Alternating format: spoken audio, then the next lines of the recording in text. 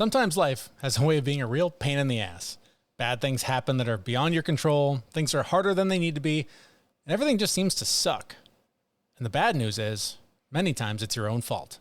Today we'll share one man's story of how he learned that lesson the hard way, over and over again until he developed the confidence and discipline he needed to live a more successful and rewarding life. But first, this is the Fit Mess, where together we learn to develop habits that help us live beyond our mental health struggles to create happier, healthier lives. He's Zach. He lives in the future with his anxiety. He's Jeremy, and he lives in the past with his depression. And we get together once a week in the present to share the obstacles we face and how we overcome them. Zach, I know this is true for you. It is so true for me. If anyone's been listening to this for any length of time, you would have heard the stories of how we continued to get in our own ways, to be our own worst enemies for large chunks of our lives. And in many cases, it took hitting rock bottom, back against the wall, something to motivate us, to push us, to make changes, to accept responsibility for the bad things that were happening in our lives, and finally getting our shit together. For me, one of those things was drinking. You know I used it heavily to manage my emotions, to manage my feelings. And that's something that still now, after not drinking for 6 years, still comes up for me when times are tough. And I'm like, oh man, it would be so much easier to just get hammered right now and not feel this. But I have to ignore that and push it aside. Toxic jobs. I know you've been there where you're like, God, enough's enough. I don't have to do this anymore. I can literally leave. Then you do. And oh man, your life is 100% better because you left that toxic job that made you dread your existence and made you not want to get out of bed every day. Yep. And then there's the simple things like just going to the gym and lifting heavy things for a few minutes. The impact that things like that have when you decide, I'm going to just not feel this way anymore. I'm going to take active steps to feel differently. When you take that responsibility, it's just such a massive game changer for the way the rest of your life unfolds. I just agree with everything that you said because, 20 years ago, I had to just make a decision to live a different life.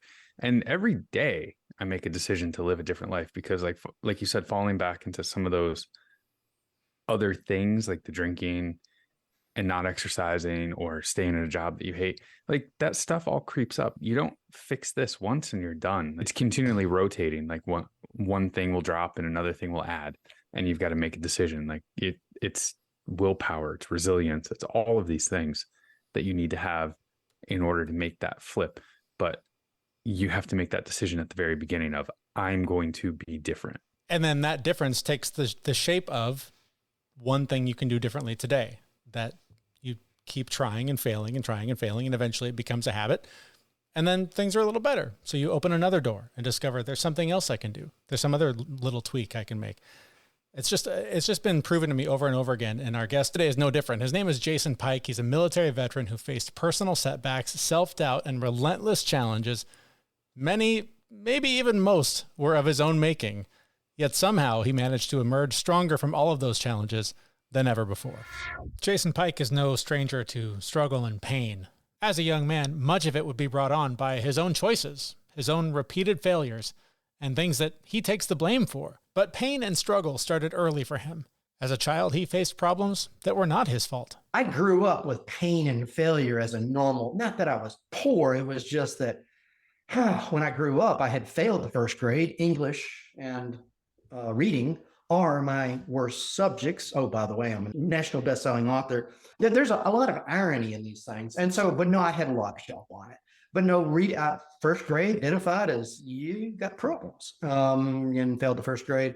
And 9 years old, physical, I had osteomyelitis. So osteomyelitis was a bone disease.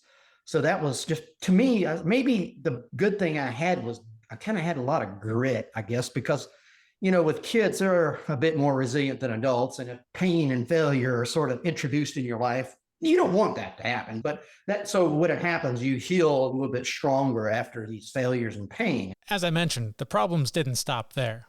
They kept coming as he got older, and they kept getting worse. In many ways, because they were problems he created for himself.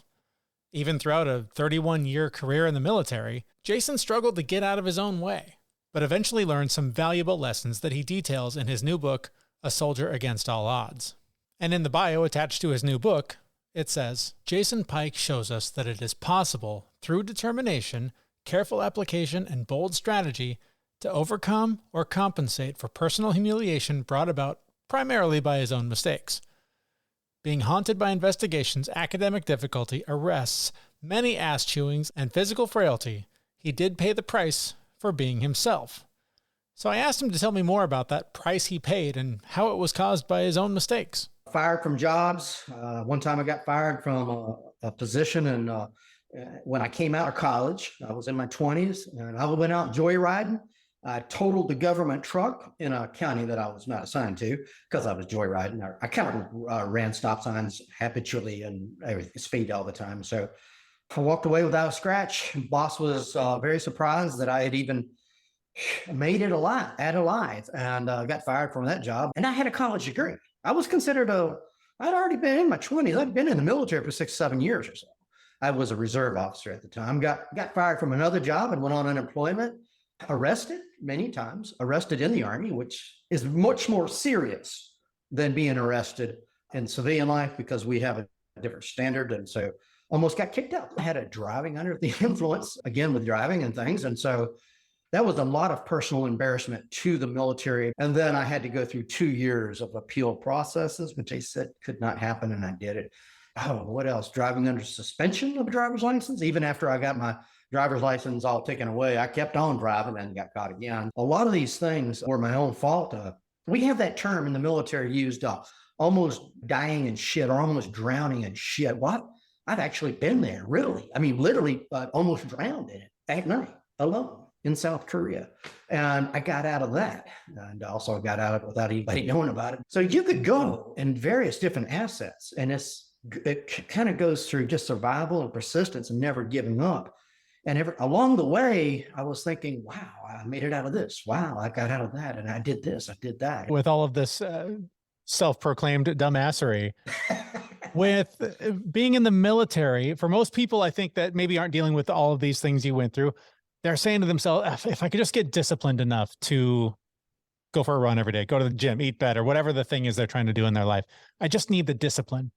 I don't know that it gets a lot more discipline than the military. So how did you manage to continue the dumbassery even in the military? Well, that was tough. That was really tough. Tell you what, discipline, not talking back. I did not talk like I am right now 1-2 years ago because I had been practicing it. So I kept my mouth shut, and I was pretty good at putting up with a lot of bullshit. So I was pretty good with that, just mentally disciplined, because I joined early, and they say, they break you early, they strip you down early, but I still had a roguish, kind of a reckless type of behavior, rebel type of behavior that was always stirring up in me. So I managed to get through it. And the never quit thing was really taught to me early from my father, who I was not poor, but he was really, really poor. I mean, stealing food, wearing rags on your feet type of poor. And he just taught us, you can get in trouble. That's okay. Matter of fact, he taught us how to steal watermelons and shoot bottle rockets at cars when we were kids. He said, you can do these things, but you just never quit if you get in trouble or things of that nature. And so, I kept quiet, and I just kept my head down and like, oh shit. Okay. All right. I got in trouble or whatever. And I'm not, and I just mulled through it. I mulled through it. I did have the background of the discipline of the military, and I kept that, and I kept that pretty good. There were also fights, like physical fist fights. And it was the one that he got into with his dad that was actually the turning point in his life. Well, I had come back. We had talked about the basic initial training. I was going into my senior year of high school. I was 18 years old. I had been through a very, very difficult part of my life, which where I almost got kicked out. 3 months of basic training. It was also other advanced individual training. I came out pretty kind of wired, and I could feel that I could, kick a lot of people's asses. And he wanted to test me, and he drank a few scotches and whiskeys in that evening, and he started throwing me around on the floor, pinned me, just starting a fight with me.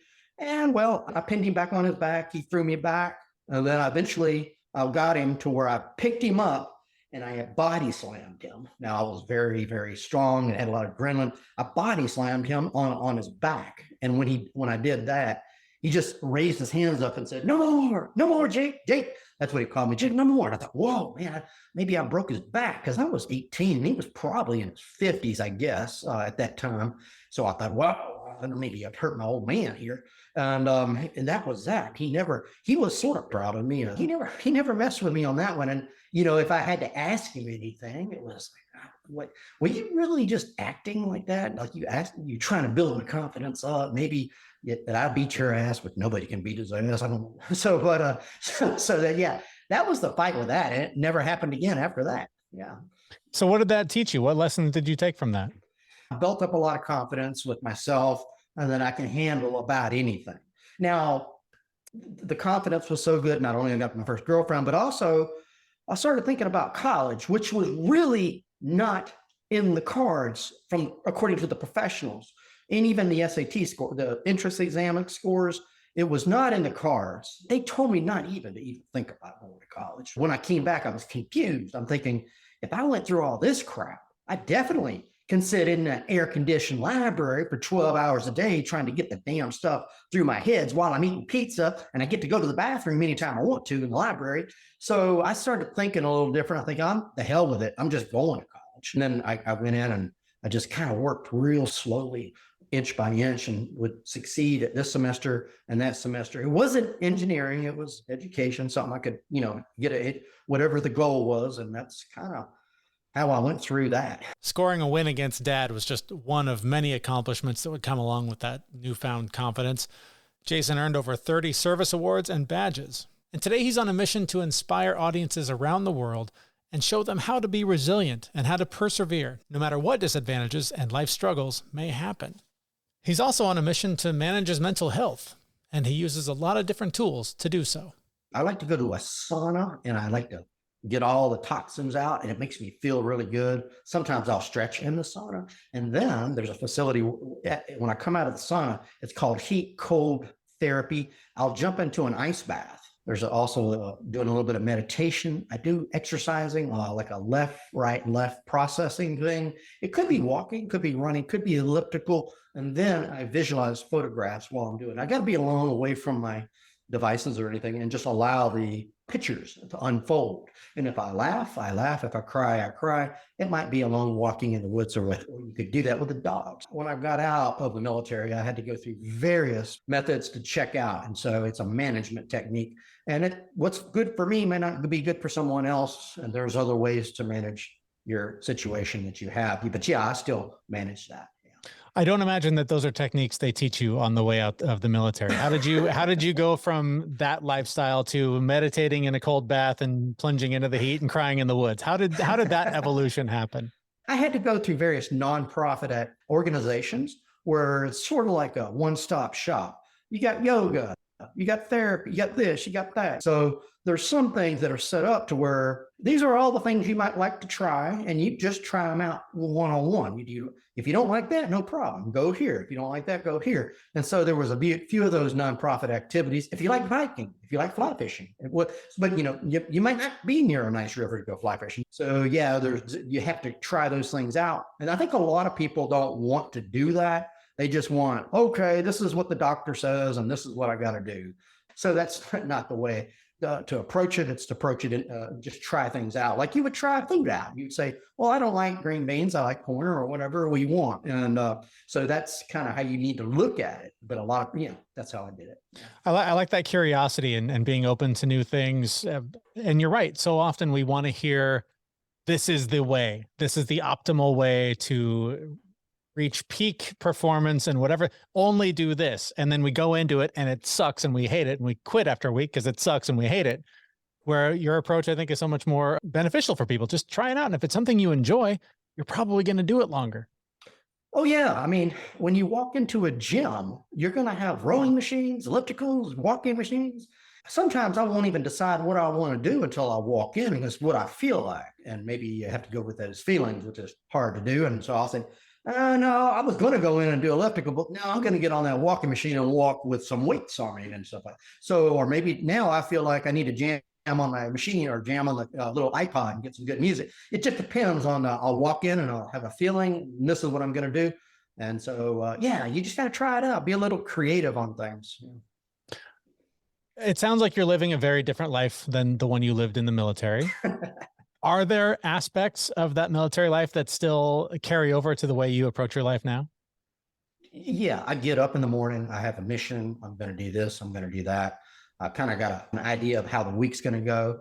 So I always have been a morning person. I get up and I'll probably do more before 9 a.m. than most people do all day, checking emails, drinking 2, 3 cups of coffee. And I don't know, that stimulates me and makes me think of and plan a little ahead of things. And I do a lot in the mornings to get my things together. I got to have an exercise at some point before noon. So yeah, I still have those aspects. The only thing I miss is some of the buddies and the camaraderie. I don't really care about the bullshit anymore, but the buddies I do. Yeah. And how did the lessons about resilience that you went through all these traumatic events, how does that still play a part in your life? I think it builds you up a little bit. It just builds your mental capacity, your mental resiliency, and you can see through things a little bit better. I mean, mistakes or failures or fiascos are, a part of life, maybe a part of my life more than most others. But to me, that's just part of life, and you just deal with that. And that's kind of how I look at those things now. You're always going to get down and depressed from time to time, but you have to find ways to get back out and just try to understand that that's what happens in life. Mm-hmm. So for anyone out there that's facing some sort of challenge right now, as they're stuck trying to move forward, try to get through whatever difficult thing life has thrown at them, what are some things you would advise that people try and get curious about to get through those things? Ooh, I would just try to look down the future, that these things, look at your own life and understand that you've probably done a few things and gotten out and, you've made it through other few things, right? And I think that if you just look at that, it's just part of ups and downs. And it's not necessarily getting to that mountaintop. It's the journey to get to the mountaintop. A lot of people get to that mountaintop and think, well, there's nothing else to do now, and they get bored. But, you want to always, things are ups and downs, and we're never on that top of that mountain for long. It usually comes down the other way. So I would look at it that way. Yeah. Jason says the stories he shares in his book, A Soldier Against All Odds, will remind you that no matter how tough things may seem right now, that you, yes, even you, can get through it. And really, this is a story of inspiration, survival, and hope in a self-depreciating way, that no matter what phase of life you're in, you can look at this and come away inspired. It's not just in writing. I mean, I failed the first grade. I had been identified as a dummy, not by myself, but by 3 different professionals. Okay. So a lot of people think, well, I've got this problem, but no, really, it's something that you can think, well, if this damn guy made it, then maybe I could. And Jason wants to remind you that it doesn't take some special set of skills. It doesn't take something unique. It doesn't take some superpower that only certain people have to be successful and to overcome your obstacles. Sometimes it just takes showing up. I'm going to tell you, if you've been through it, I've probably been through more of it. And so I think in just inspiration, hope, no matter what phase of life you're in, show up at the right time, right place, and the right attitude, regardless of whatever job you're in. And you'll be doing better than most people, even if you don't know a damn thing.